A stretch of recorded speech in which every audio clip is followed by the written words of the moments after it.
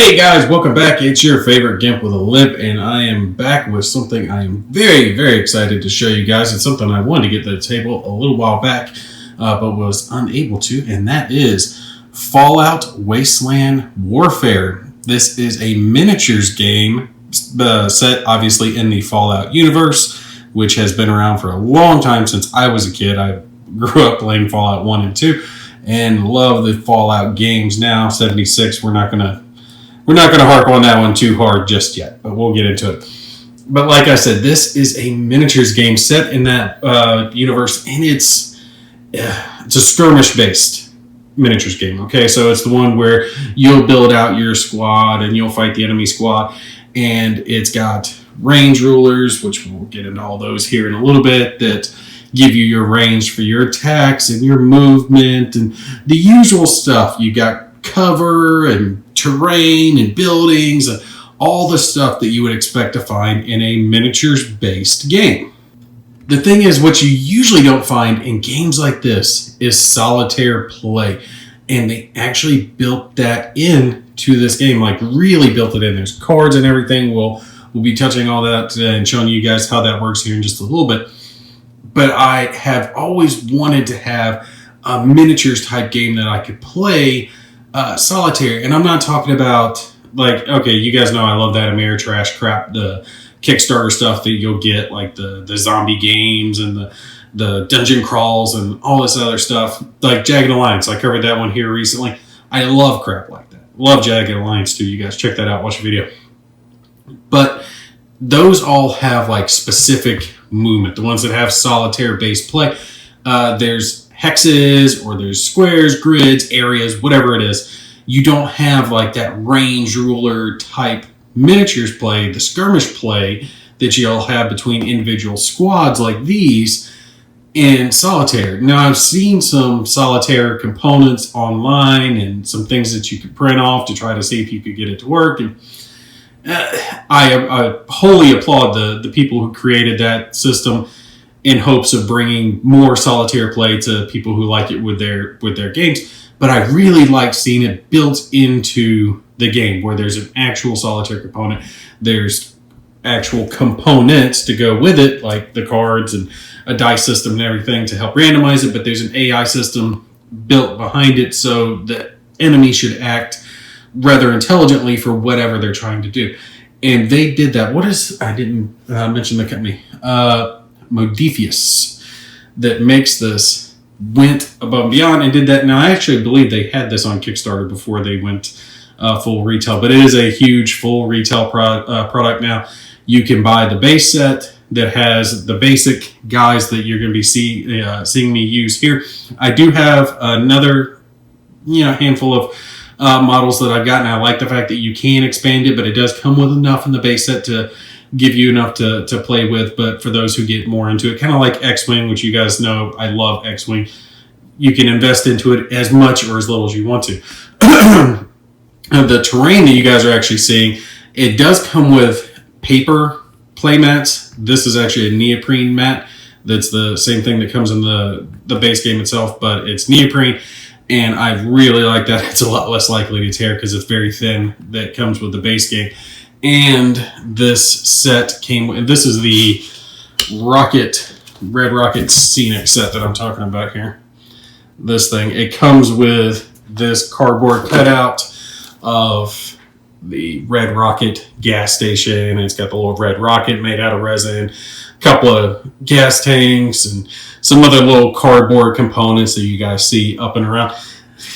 Okay, it looks really good, but it does not build very well. It does not hold together very well either. I ended up having to glue this thing together just to get it to stay for the most part. So not my favorite component. I really like the neoprene mat. The resin components that came with it are absolutely top notch, but the actual cardboard cutouts, they're just not that good. They're very flimsy for what they are. I would have liked to have seen this be thicker, but it does look good. The thing is you can expand this game so much if you have a 3D printer, which you guys know I have, because almost all the other terrain that you guys see on the board, not the dice tower, is stuff that I've 3D printed. Like that shack that's back there in the back, that's multiple pieces that are put together. There's like the little telephone booth or survivor booth from the game. One of their little cars, the Corvette or whatever it's called. I printed up lots of the rusted out barrel looking type terrain. Some of it I've primed and painted. Some of it I haven't got finished just yet. I've been working on lots of little projects. But it looks real good. You can even get the Nuka-Cola machines printed out. Those come out looking really good. And I like there's these Shack Shaney pieces. It's made by the same type people who did that. Same designer, I do believe. And that can actually be combined with this, and you can make multiple levels, and these connect together. It's one of those modular systems. I think these are the dragon connectors. So each one of these pieces prints out to about that big, and then there's a little clip that clips it together, and you can print out these little flat pieces if you want to have like a little walkway. I've got a couple of those on there, and then slopes for them to walk up. Gives your terrain a nice look, you know, and it really kind of makes the game itself pop and really come off the table.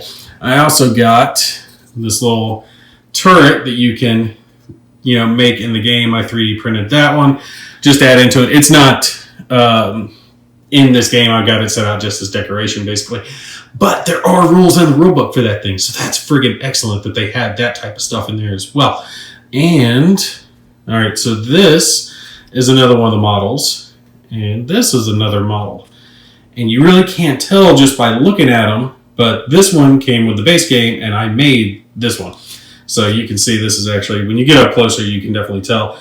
It's one of the Brotherhood armor, power armor guys, and this is actually Enclave armor. But I gotta say, for like 3D printing, you can tell there's a little bit of 3D printing in it.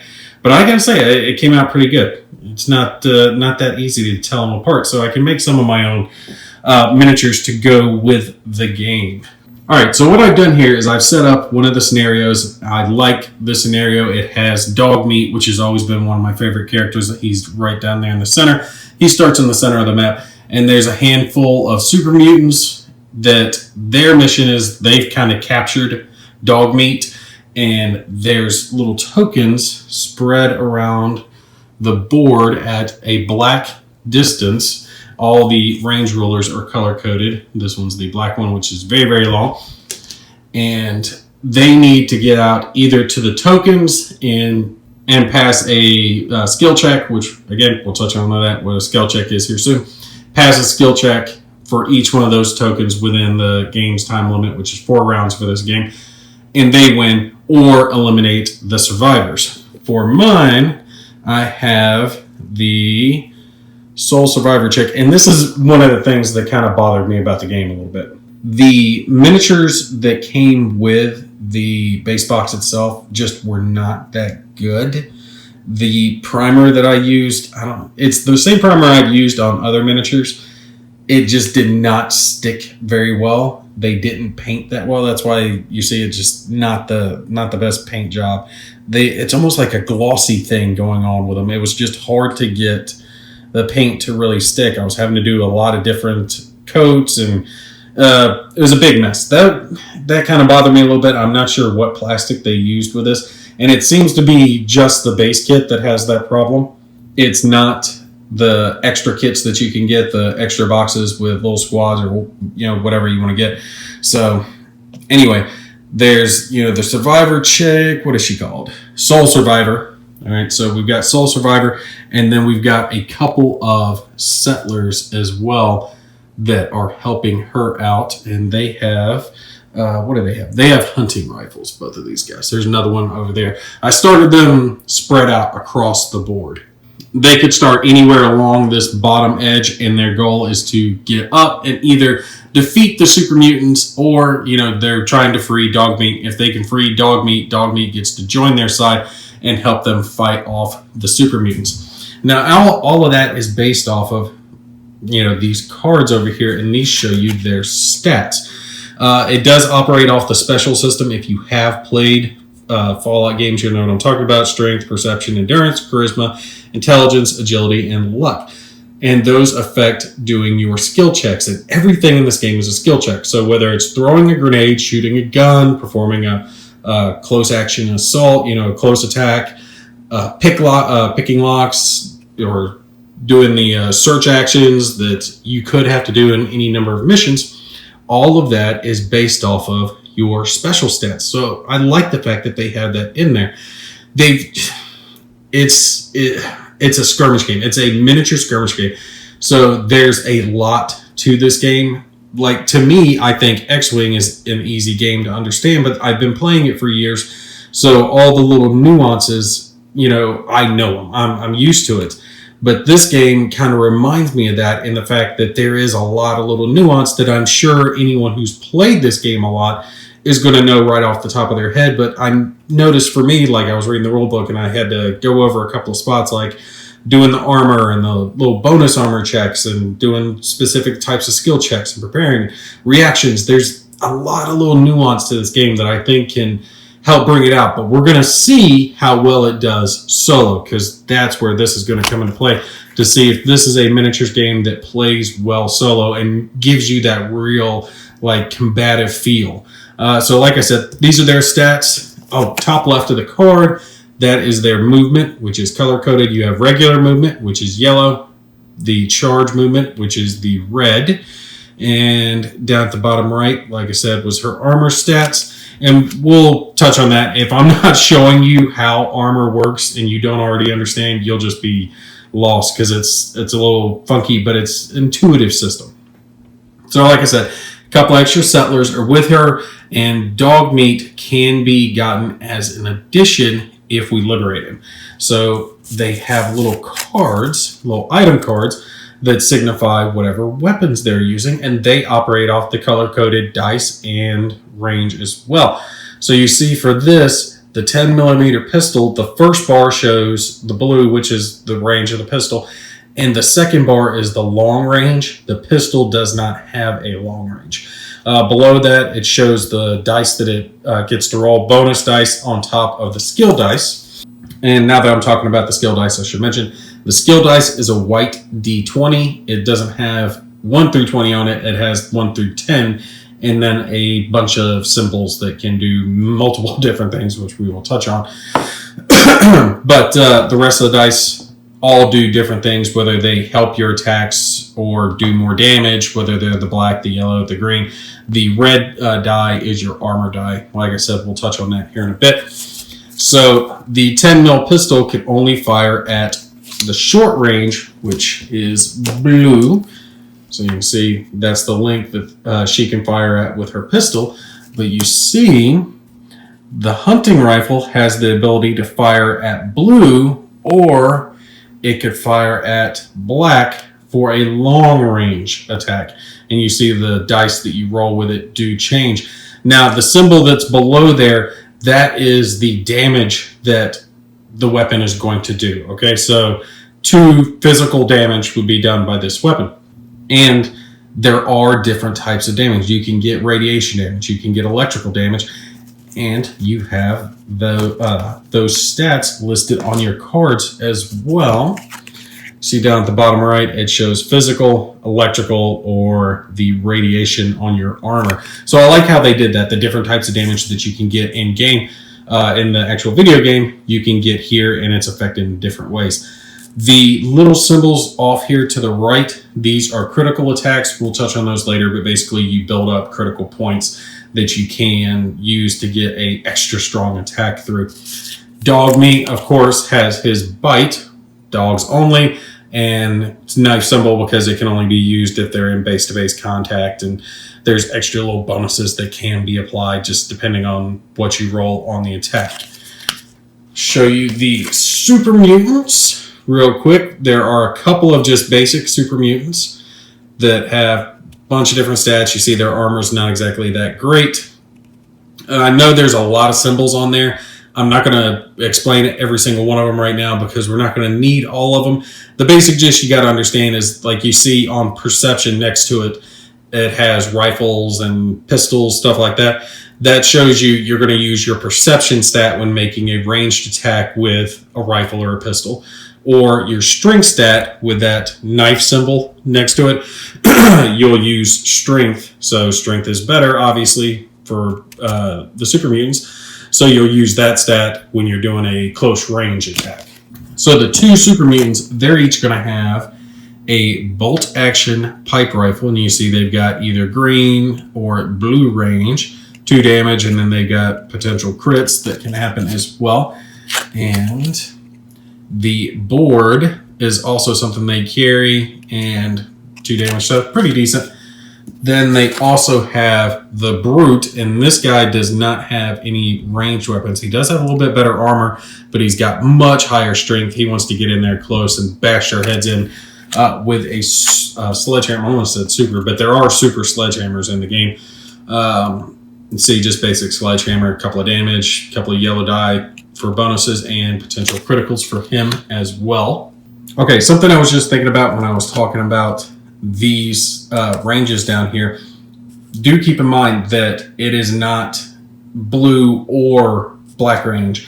The long range starts where the short range ends. So the hunting rifle, the black, would extend past the blue ruler. So you do have a pretty far range with its hunting rifle. So this is the basic stuff that comes with the game. It does come with a fair amount of cards as well, different other weapons and foodstuffs, mutant fruit, and all the other crap that you can get. There are bonus packs that you can get that have extra cards. This has a settlement type system in it. I have not fooled around with the settlement too much, but if I understand it correctly, it kind of gives you the ability to have a campaign type game where you're building up your settlement, gaining extra supplies and settlers and survivors and people moving through and that type of stuff. So if you want like a multi-game system that you could kind of build on, kind of like Kingdom Death, this appears to be able to do that for you with all the different types of guys and stuff, the cards and equipment and settlements and crap that you can build. All right, so just to show you real quick, this is the scenario that we're playing. It is one of the tutorial scenarios, but I think it looks like a good one to go with. Wouldn't take me horribly long to show you guys, plus plenty of extra goodies in there for you. You can see dog meat is there in the center, and then it shows black distance out for all the different searchable icons, and that is the super mutants traps. So they're all spread out black distance apart from each other. These super mutants are going to start with an initiative, so they basically get to go first, and it shows you down here in the bottom the victory conditions. They win if they clear all the traps or, kill all the survivors. And the survivors have to liberate Dogmeat and eliminate the super mutants. And they've got 4 rounds. So let's take and look at starting this. All right, I know for the most part that I have really glossed over how the game is played. And that's because there's so much to it, it would take me forever to explain the whole rulebook to you. So I figured the best way to do it, the best way to learn it is just by doing it, and besides, I'm not an expert with it anyway, so you guys might see a goof or two anyway. So the AI is going to operate off of these cards that I have set down here, and it's kind of an ingenious system that they've come up with. The cards operate off the blue die, and that's the reason I actually didn't show you guys this game sooner, because the damn blue dice that came with my core box were the wrong dice. They had some blue dice that got misprinted. So my blue dice had the same sides on them as the green dice, and that wouldn't work because I need ones that have the Coke symbols or the nuke symbols and star symbols, which I didn't have.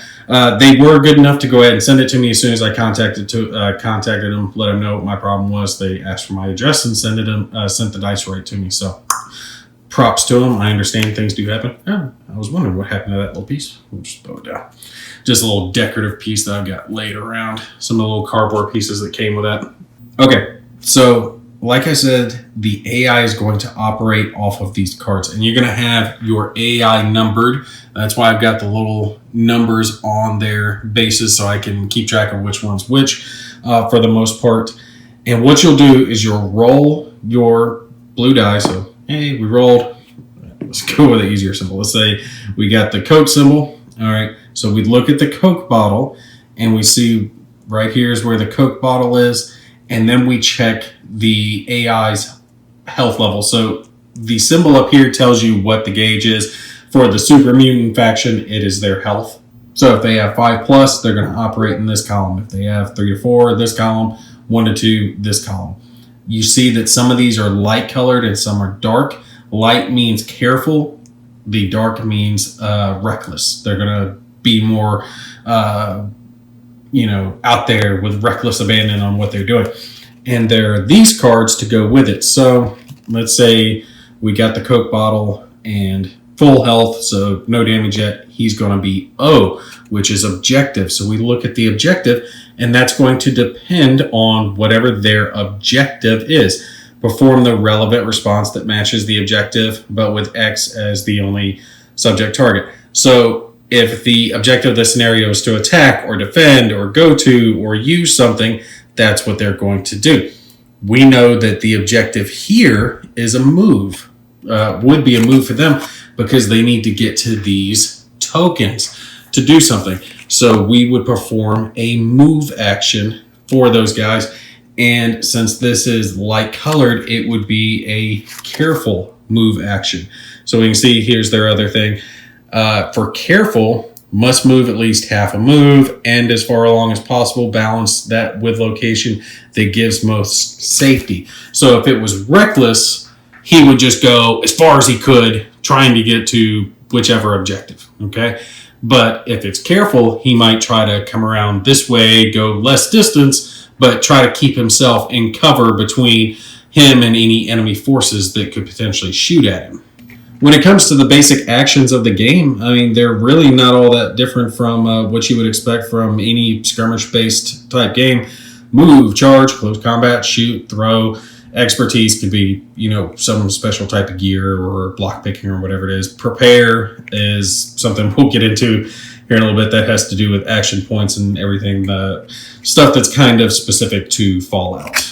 Okay, so before we get done with the first part and, just kind of talking about the game, let's do a quick, couple of guys so you guys can see how this starts out. Now, with the AI, it does randomize who starts. So I've got some numbered tokens here. Like I said, I've got those guys numbered. We shuffle these around a little bit, and then we draw one, and that tells us who the AI is going to ready up. So let's do this. They're going to ready up 3. All right, now readying up has to do with these little tokens, okay? They can either be on their ready side or their grayed out side, which means used. So the way this skirmish game works is you could, and these little tokens are so small you'd lose them. As an example, if it were mine, I could ready this guy, but not activate him, not do his 2 actions yet, and let it go to my opponent's turn. And then when it came back to my turn, I could ready up another guy and then activate both at the same time. So just because it's your turn doesn't mean you're moving someone right now. You could wait and ready up, all your guys if you want. But the thing is, when you actually start activating the people that are readied, you have to activate everyone who has a ready marker. So if I put ready markers on these 2 guys and decided I was going to go ahead and use my readied troops, they would go ahead and both be activated. I couldn't just pick one.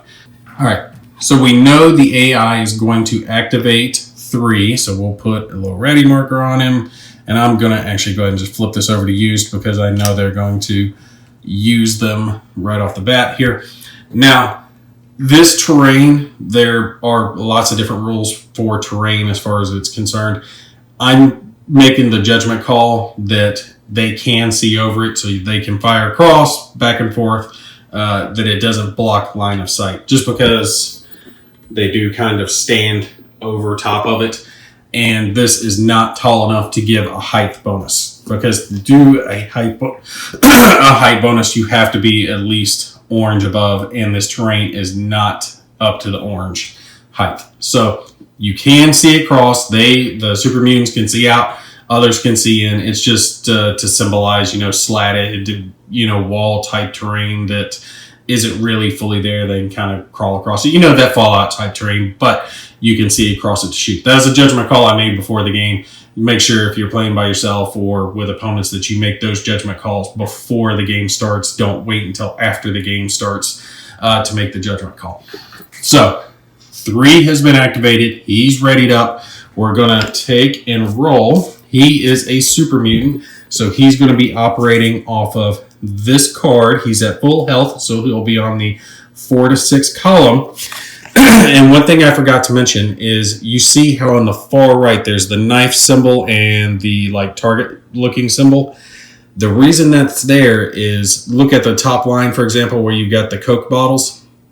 If you roll a single Coke bottle, then in the process of filling out the objectives, doing that, he will try to do it at a close combat range. If he rolls 2 Coke bottles, he'll try to use ranged attacks instead. So that's a way to determine whether or not they're going to use range or close combat as their attack style when they're doing this. Ingenious, I gotta say, I like it. So single Coke bottle would be close combat, and then wherever the double Coke bottle is would be ranged combat. So let's roll for our first super mutant here and see what he wants to do. All right, so he rolled the nuclear explosion. The nuclear explosion for them is A, so that is attack, and he is going to want to do that at range. Okay, so that's this model here, number 3, and he's wanting to attack with range, and we can see his range is the bolt action pipe rifle, and he has short or long range, short at the green and long range at green blue. So just by looking, actually let me show you their card first to show you this. Super mutant, down at the bottom right you can see his target priority. It's going to go wounded, weakest, nearest. No one's wounded yet. Weakest is going to be one of the settlers, and then if you go to nearest, it's going to be this guy. So that's going to be his target, and we can tell by putting up to his base that the green comes to here, so he's not going to have range with green, but he's easily going to have range with green blue because you can see the blue is so much farther, so he's easily got range with him at long range. So I think we're going to just have him take a couple of shots. I was thinking he might move up to the edge, but that would waste one of his actions for no real benefit. Now the way this works when it comes to cover and terrain is if you're touching the terrain, it doesn't count against you. So just as an example, we'll move this guy forward. If this guy's touching this terrain and then shoots across it at enemies over here, it's not going to count as blocked for him shooting over at these guys because he's up against it. So this terrain, again, because I made the judgment call beforehand that it's not high enough to be blocking line of sight, it's just decorative kind of for the most part. He's shooting across it, but he is touching it, so it's not going to block his line of sight or affect it. This piece isn't. But since this guy is starting back over here wherever he was, behind this terrain, that is going to reduce his chance of getting some damage through. That reduces his skill check by 2 and increases, I think, his armor by 1. Let me check, just make sure. Yes, so -2 modifier to his skill check and increases the settler's armor by 1. So let's look at his bolt action pipe rifle. We can see that he gets to roll the black die on top of the white skill die. Then when we look at his stats, we can see that perception is the stat that he's using, but he's getting a -2 to it, so that's bad. That brings his perception down to a 2 basically. But we'll take the chance, see if something good happens for him anyway. Give him a couple of shots to end the video off. You can see the rifle symbol right there for perception. So let's grab a black die and our white skill die. And you see the black die can potentially basically add damage, or things like Coke bottles that can add special things, or it can reduce armor, which is great. All right, so let's roll for it and see what happens. Now, one more thing real quick before we do the attack against the settler. We see that the settler has an armor against physical of 1, which is actually really bad. It's not good. I mean, the only worst would be 0. But the settlers and little survivor over there start with these tiny little armor bonus tokens that I can't get to focus on. There it is. So that basically makes his armor 1+1. So he gets a kind of guaranteed save. But the thing is, these tokens break. So each time he takes a hit, he loses one of these, and they only start with one. So this guy and that guy each start with one. Unique characters like the Soul Survivor over here starts with 2. So her armor, little bonus there, she'll get a couple of bonuses before it breaks. But like I said, the first time he's hit. So if the super mutant hits, his armor will be better for that attack, but then it breaks and it comes off, and his armor will just be the normal after that. All right, so let's roll for his attack. He's looking for a 2 or under on the D20, which is bad, and then whatever comes up on the black die. Let's see what happens. All right, what did he roll? Oh, he rolled a critical symbol, which is not a fail, but it's not a hit either. Okay, actually, I stand corrected. I did say that wrong. The critical point counts as a 1, so that is a success, and he got an extra bonus damage through, and he gets a critical point that he gets to add, and this is what I was talking about. You can build up these crit points that once you've built up enough of them, you get to conduct a critical attack, and the critical attack gets to hit harder and guaranteed success. So it's kind of like a VATS attack in the game. So we'll place that next to him. I could place it on the weapon card, but I got 2 guys using the same weapons, so I don't want to place it directly on the weapon card and not know who's building up the critical, so we'll just keep the little tokens next to him. Now we have to make an armor save for this guy. So we can tell by looking at the bolt action pipe rifle, it does 2 damage, and he got a bonus damage. So we have 3 damage coming through onto our settler. That is a problem. Our settler, you can tell wherever the heart symbol is their health. So it's next to his endurance. That's generally where it's going to be. His health is only 4, so 3 damage is bad. He might get popped very, very quickly. So the way the armor is going to work is you're going to roll this dice. I think it's a 12-sided die. The armor die, and the red armor die goes 1 to 4.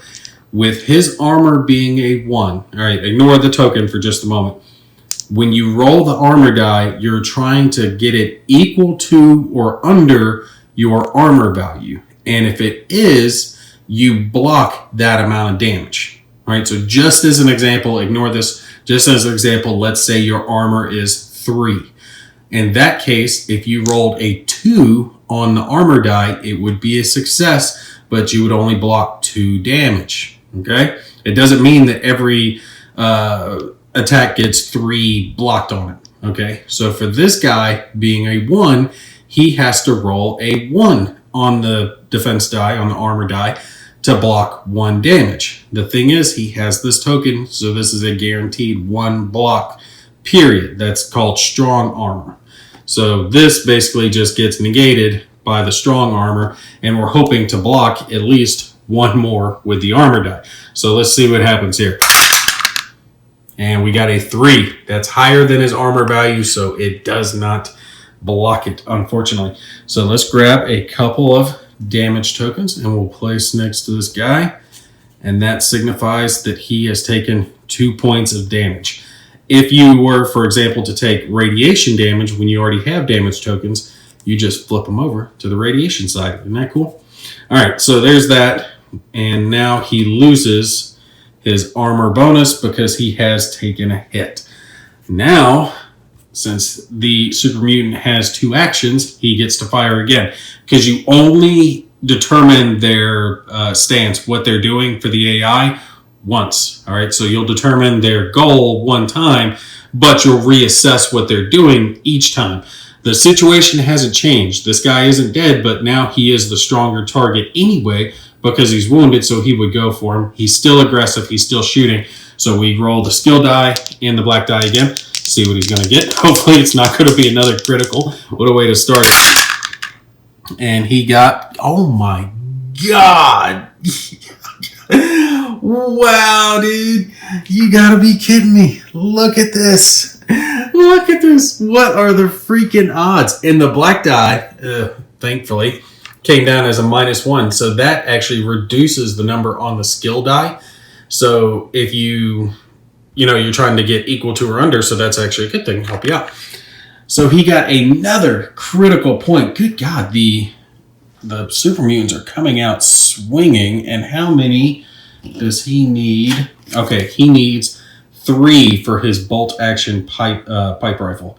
Oh, and I do need to kind of keep track of which one is which, because he also has the board, but he's not building up crit points on the board. It is weapon specific. So I'll tell you what, I'm going to actually take these off the board. Pull off, come on, over here.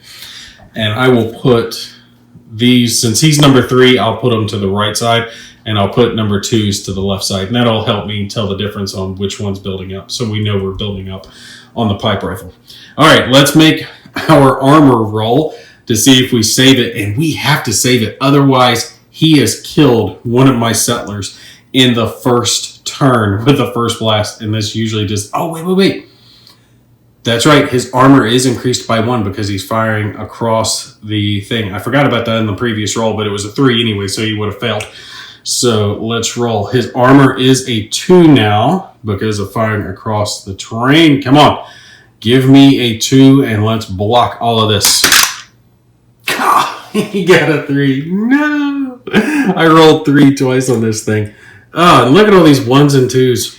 All of those. Didn't roll one of them, but rolled 3 twice, and I rolled that crit twice. I mean, what are the odds? But blah, he takes another 2 damage that fills out his little thing, so we're just going to lay him down and let his little dead body stay there. That is not good for our settlers and our survivor. They are not starting out well. The super mutants have climbed to the top of the little barricade there and put a couple of rounds downrange and picked off one of the settlers right off the bat. So not good juju. We're going to have to do better, but it will be starting off with me on the next round. I think I'm probably going to move. Well, I've got to move the sole survivor up, try to get her into some cover because she's not in cover right now. This other guy, my plan for him was to move him up towards the car and the extra barrels to try to get a crossfire going that this guy was going to be a part of, but he's dead now, so he's not. But remember, if I can get up here, I can get Dogmeat, who's tucked down in there. He's all chained up, being held captive by the other super mutants. So if I can get onto Dogmeat, I can get an extra person to help me out. All right, we're going to pause here, and we will pick up with the start of my turn and part 2 in the next video. All right, that's going to be it for me. You guys take care. I'll catch you in the next one.